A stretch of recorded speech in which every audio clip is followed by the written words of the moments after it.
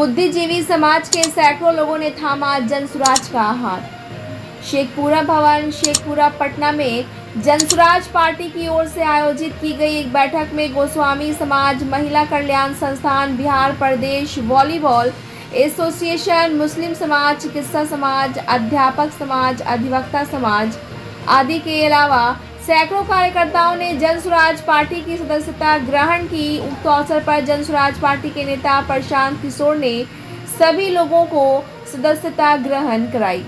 उक्त अवसर पर नए सदस्यों ने जनसुराज पार्टी में अपनी अपनी आस्था जताई और पार्टी को आगे बढ़ाने तथा एक ऊंचाई पर ले जाने का भी संकल्प लिया। नई सदस्यता ग्रहण करने वाले लोगों ने कहा कि हम लोग अब देश की तमाम सियासी पार्टियों से उब चुके हैं। प्रशांत किशोर ही एकमात्र ऐसे व्यक्तित्व के मालिक हैं जो इन सब से अलग थलग हैं। इनमें कोई भेदभाव नहीं। ये राष्ट्रपिता महात्मा गांधी के सिद्धांतों पर चलने वाले लोग हैं। ब्यूरो रिपोर्ट, बिहार दर्शन। आपका बहुत बहुत स्वागत है, आपका खुशामदीद है इस चैनल में।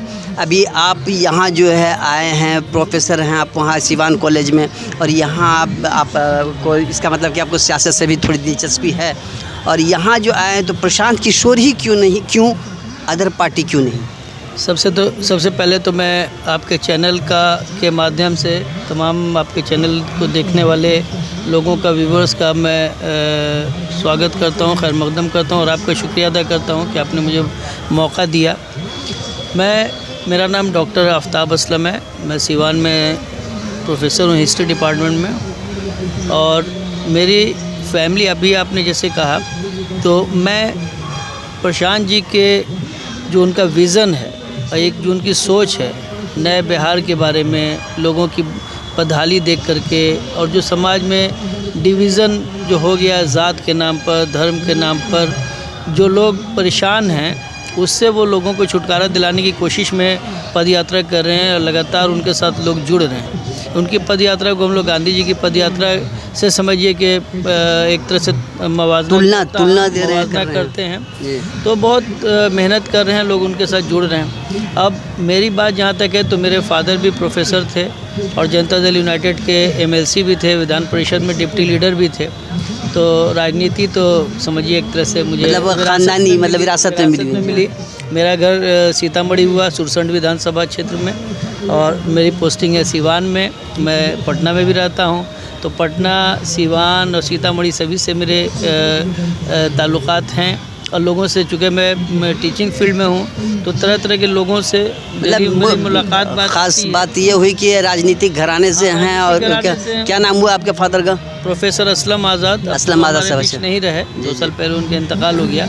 वो बिहार विधान परिषद में जनता दल यू के डिप्टी लीडर भी रहे, और पटना यूनिवर्सिटी में उर्दू के प्रोफेसर रहे 40 साल तक, 20 साल तक लगभग हेड ऑफ़ द डिपार्टमेंट थे।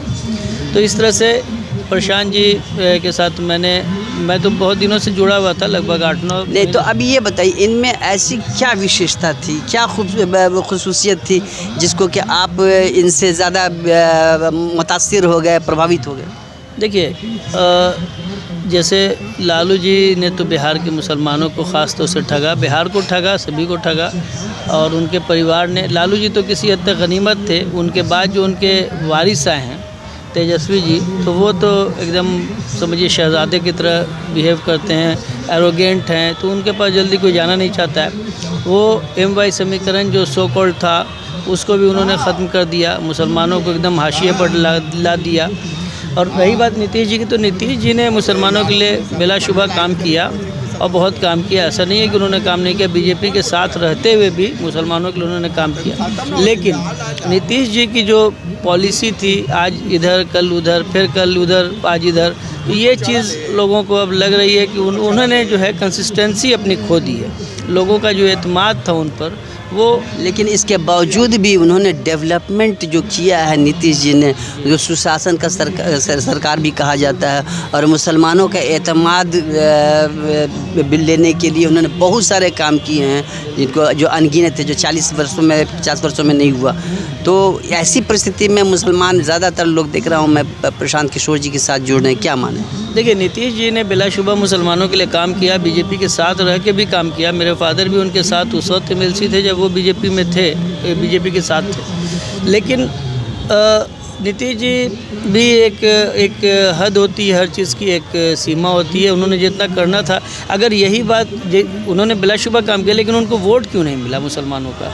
इस बार भी विधानसभा में आप देखिएगा 2020 के एक भी उनका विधायक चुनकर नहीं आया। नहीं, वोट तो मिले, देखते हैं जैसे उसको 4 आरजेडी को मिला तो इनको तो 12 मिला है ना। नहीं, इस बार नहीं, मैंने विधानसभा की बात की। विधानसभा में उनका एक भी विधायक जीत कर नहीं आया, फिर भी उन्होंने एक मुसलमान को, जमा खान को, दूसरी पार्टी से ला करके मंत्री बनाया, नो डाउट।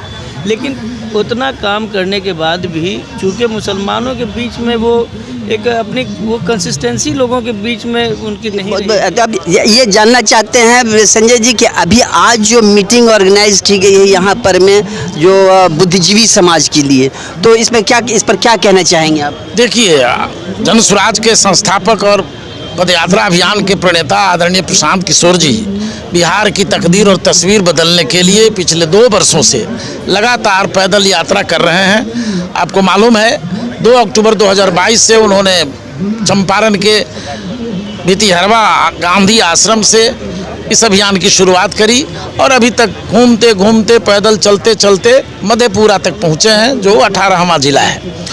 तो आज जब भी वो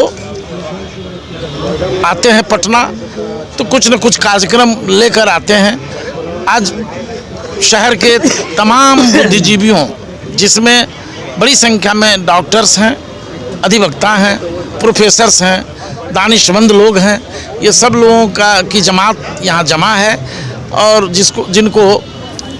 जिनका खिताब करेंगे आदरणीय प्रशांत किशोर जी, उन लोगों से राय मशविरा कर रहे हैं। ये बैठक मशविरा की बैठक है कि आखिर बिहार को बदलने में जो इनकी भूमिका हो रही है उसमें और क्या अपेक्षा है जनता को और क्या अपेक्षाएं हैं बुद्धिजीवियों को, वो उस पर मशविरा चल रहा है। तो अभी जैसे यहाँ पर पूरे हिंदुस्तान में 2 विचारधाराएं चल रही हैं, इन विचारधाराओं से हट करके आप ये प्रशांत किशोर जी कुछ लेकर के आए हैं, तो क्या कहना चाहेंगे इस संबंध में आप? देखिए, जब से हिंदुस्तान आज़ाद हुआ तब से 2 विचारधाराएं सक्रिय हुई।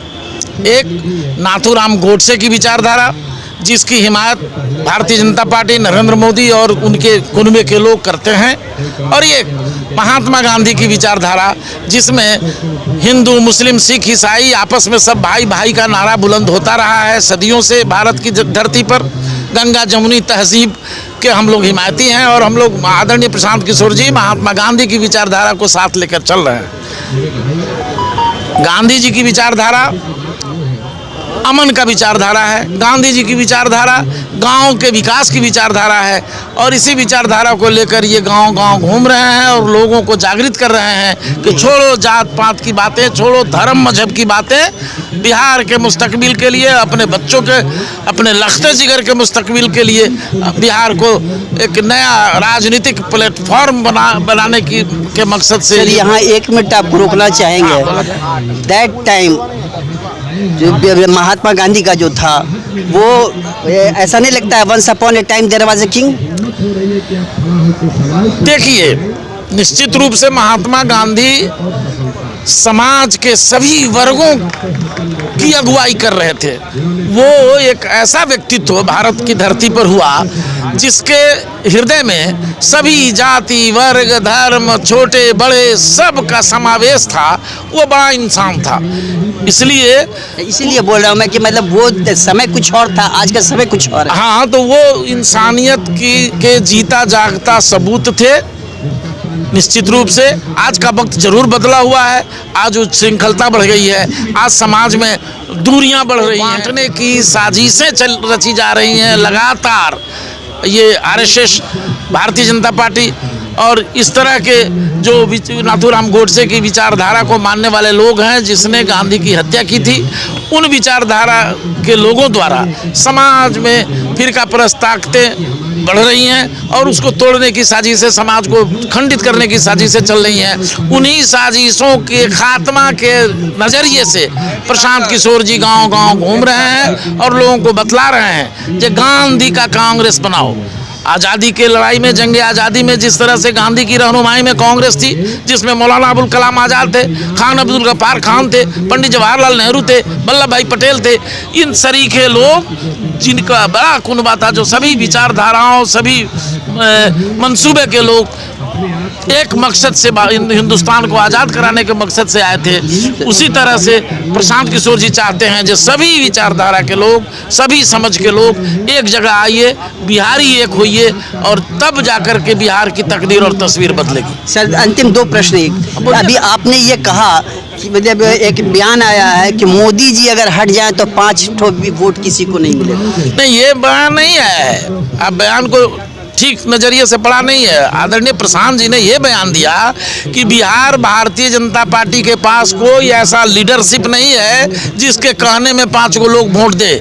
अगर मोदी माइनस हो जाए, मोदी आते हैं तब उनके कहने पर कुछ वोट मिलता है, उन्हीं के नाम पर लोग जीत के जाते हैं।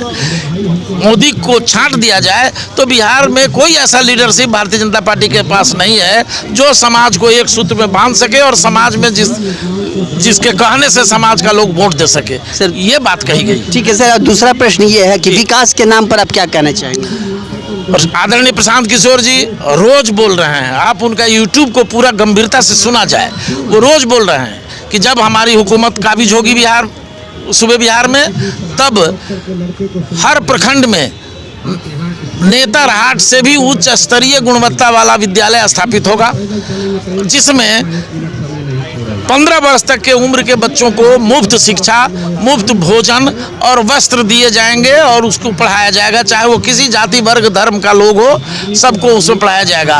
5 साल में प्रत्येक प्रखंड में 5 नेतरहाट स्तर के और उससे उच्च स्तरीय विद्यालय स्थापित करना है, क्योंकि प्रशांत किशोर जी का मानना है कि शिक्षा ही गरीबी का निदान है। इसलिए लोगों की में जो जहालत है उसको दूर करना है। आज भी आप देखिए गाँव में जाकर के दलित समुदाय, अति पिछड़ा समुदाय, अक़लियत समुदाय, ये सारे समुदाय के लोग में काफ़ी जहालत है, काफ़ी गरीबी है, काफ़ी भुखमरी है, काफ़ी अशिक्षा है। तो अशिक्षा को पहले दूर किया जाए, उससे गरीबी से निजात मिल सकती है। खेती किसानी को मुनाफेदार बनाने की योजना है जनसुराज की।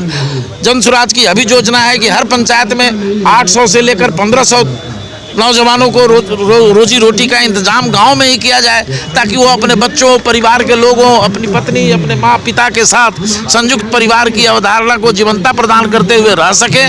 तो ये और बिहार से भ्रष्टाचार का समूल नाश होगा, माफिया राज खत्म होगा और हर हाल में जनता का सुंदर राज बनाया जाएगा, ताकि जनता को सीधा लाभ मिल सके और इस बिहार को विकसित बिहार बनाया जा सके। प्रशांत किशोर जी का, आदरणीय प्रशांत किशोर जी का यह भी मानना है कि बिहार के सभी बेरोजगारों को रोजगार देंगे ही देंगे और 1 साल के अंदर में, हुकूमत होने के बाद 1 साल के अंदर में बिहार के जितने लोग दूसरे प्रदेशों में जाकर रोजी रोटी की तलाश के लिए भटक रहे हैं या रोजी रोटी पलायन किए हुए हैं, उन तमाम को बुलाएंगे, सबको यहीं पर रोजी रोटी देंगे।